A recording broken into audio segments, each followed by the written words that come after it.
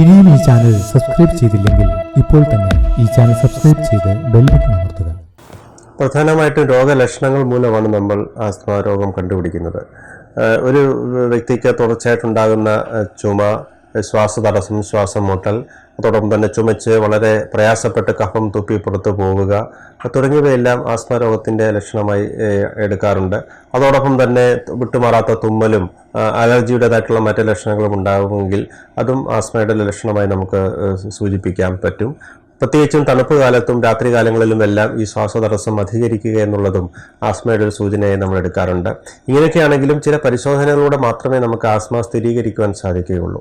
അതിനകത്ത് ഏറ്റവും പ്രധാനപ്പെട്ട ചില പരിശോധനകളിൽ നിന്ന് എക്സ്റേ പരിശോധന ഒരു പരിധിവരെ ശ്വാസകോശത്തിൽ ഉണ്ടാകുന്ന ചില വ്യതിയാനങ്ങൾ കണ്ടെത്തുവാൻ നമ്മളെ സഹായിക്കും.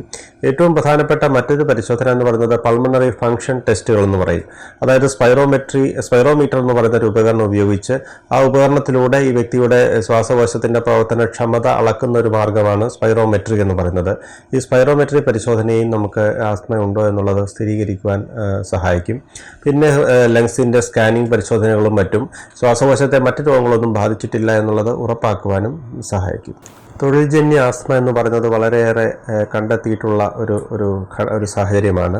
ഒക്കുപേഷണൽ ഹസാർഡ്, അതായത് തൊഴിലുമായി ബന്ധപ്പെട്ടിട്ടുള്ള ആസ്മ, തൊഴിൽജന്യ ആസ്മ എന്ന് പറയുന്നത് പ്രത്യേകിച്ചും പൊടിപടലങ്ങളുമായിട്ട് നിരന്തരം ബന്ധപ്പെട്ടുകൊണ്ടിരിക്കുന്ന ചില പ്രത്യേക തൊഴിലുകളിൽ പണിയെടുക്കുന്നവർക്ക്, തൊഴിൽശാലകളിൽ പണിയെടുക്കുന്നവർക്ക് വളരെ കൂടുതലായി കണ്ടുവരുന്നുണ്ട്.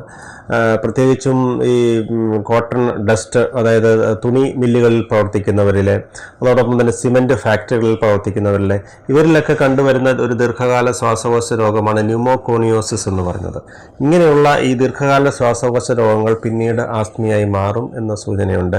പിന്നെ നമ്മുടെ പ്രദേശത്ത് പ്രത്യേകിച്ചും തീരദേശ മേഖലയിലെല്ലാം ഈ കയർ തൊഴിലാളികളുടെ ഇടയിൽ ഈ കയറിൻ്റെ ചില പ്രോസസ്സിങ്ങിനകത്ത്, ചില കയർ ഉൽപ്പാദിപ്പിക്കുന്ന ചില പ്രക്രിയകളിലെല്ലാം ധാരാളം പൊടിപടലങ്ങൾ ഉൽപ്പാദിപ്പിക്കപ്പെടുന്നുണ്ട്. അപ്പോൾ അങ്ങനെയുള്ള പൊടിപടലങ്ങളുമായിട്ട് നിരന്തരം ബന്ധപ്പെട്ടുകൊണ്ടിരിക്കുമ്പോൾ അത് ശ്വാസകോശ അലർജിക്ക് ഒരു കാരണമാവുകയും ഈ ശ്വാസകോശ അലർജിയെ തുടർന്ന് ശ്വാസനാളികൾ ചുരുങ്ങുവാനും അത് ആസ്മയായി മാറുവാനുമുള്ള സാധ്യത ഉണ്ട് എന്ന് തെളിയിക്കപ്പെട്ടിട്ടുണ്ട്. പിന്നെ എപ്പോഴും പൊടിപടലങ്ങളുമായിട്ട് ബന്ധപ്പെട്ടിട്ടുള്ള മറ്റേത് തൊഴിലാണെങ്കിലും, ഉദാഹരണത്തിന് ട്രാഫിക് ജോലികൾ ചെയ്യുന്ന ട്രാഫിക് പോലീസുകാരിൽ ഇങ്ങനെയുള്ള ശ്വാസകോശ പ്രശ്നങ്ങൾ കൂടുതലായി, പിന്നെ ചില ഫാക്ടറി തൊഴിലാളികളിൽ ഇങ്ങനെയുള്ള ദീർഘകാല ശ്വാസകോശ രോഗങ്ങൾ കൂടുതലായി ഉണ്ടാകാനും സാധ്യതയുണ്ട് എന്നും തെളിയിക്കപ്പെട്ടിട്ടുണ്ട്.